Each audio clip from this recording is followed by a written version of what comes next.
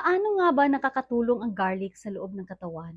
At bakit sinasabi na pwede siyang makatulong sa bukol sa dibdib? Ang garlic kasi ay may allicin, isang natural compound na tumutulong sa katawan laban sa inflammation. Kapag may inflammation sa loob ng katawan, isa yan sa mga dahilan kung bakit nagkakaroon o lumalaki ang bukol. Pangalawa, ang garlic ay tumutulong sa pagpapalakas ng immune system.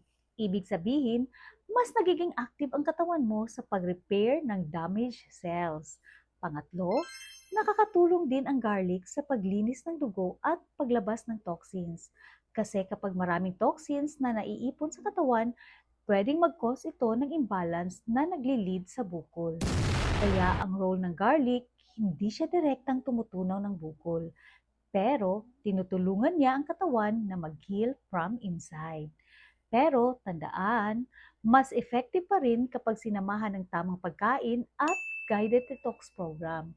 Bilang natural healing consultant for more than 10 years, mas nakikita ko ang result kapag buong system ang inaayos, hindi isang pagkain lang. Kung gusto mo ng step-by-step na 3 months detox program with meal plan at supplements, message mo lang ako. Tutulungan ko kayo. This is May at your service!